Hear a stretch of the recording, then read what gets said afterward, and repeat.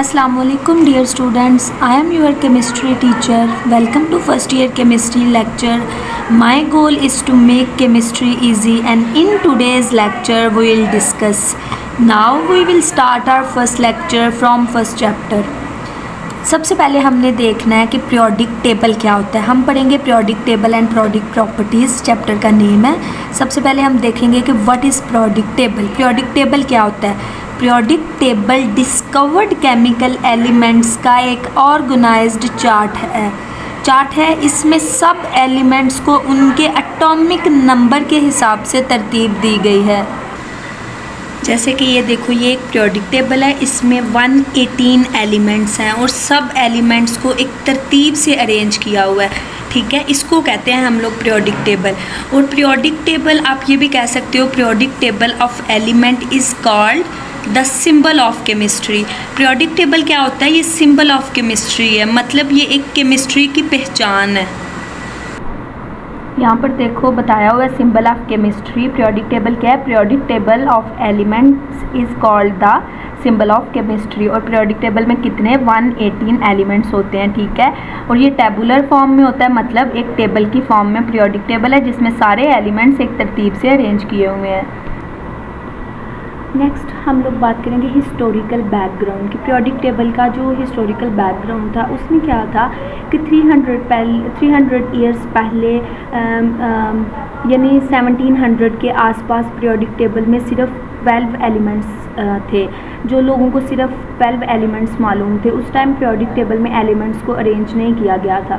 उस वक्त साइंस इतनी डेवलप नहीं हुई थी। लोगों को सिर्फ वो एलिमेंट्स पता था जो फितरत में आसानी से मिल जाते थे, like gold, silver, copper, iron. इस तरह के 12 एलिमेंट्स थे कुछ, जिसमें फास्फोरस भी है, कार्बन, सल्फर, मरकरी।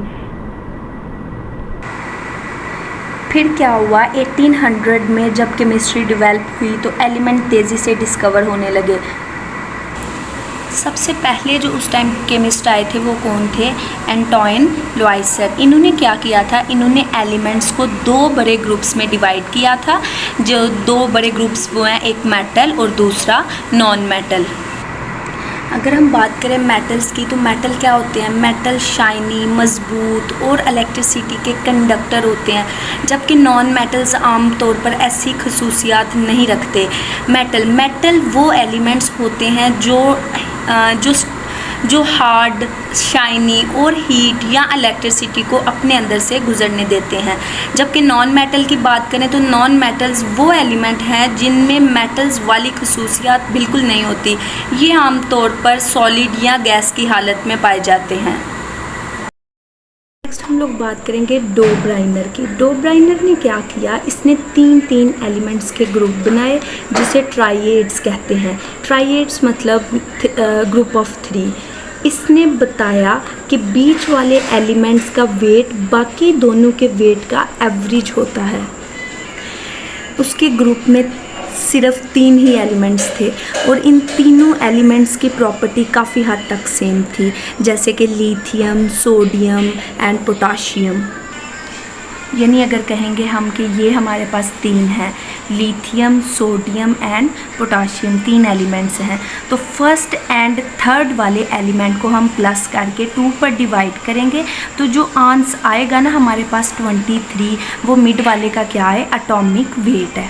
ठीक है, नेक्स्ट हमारे पास कौन से केमिस्ट हैं? John Newlands of octaves. Octaves क्या है? ओक्ट का मतलब है 8 एंड एवस का मतलब आवाज़, मतलब 8वीं आवाज़। इसने क्या किया? इसने एलिमेंट्स को उनके एटॉमिक मास के मुताबिक अरेंज किया और देखा कि हर 8 एलिमेंट्स की प्रॉपर्टीज़ पहले एलिमेंट जैसी थी।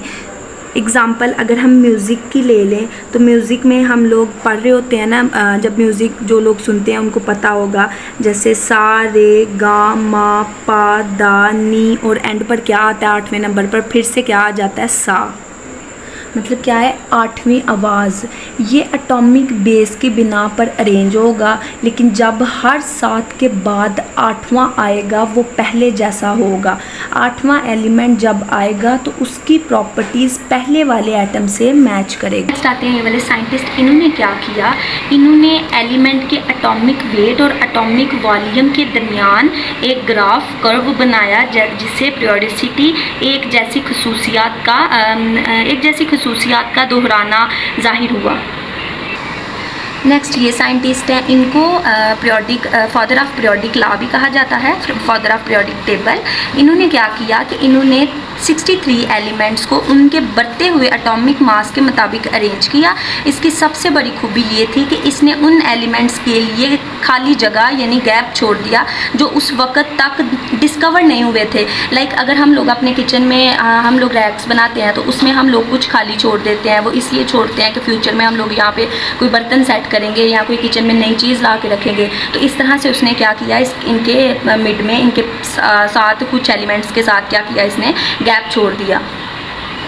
नेक्स्ट इन्होंने क्या किया, इन्होंने क्या किया, इसने एक्स रे के ज़रिए मालूम किया कि एलिमेंट की पहचान उनका एटॉमिक मास नहीं बल्कि उनका एटॉमिक नंबर है।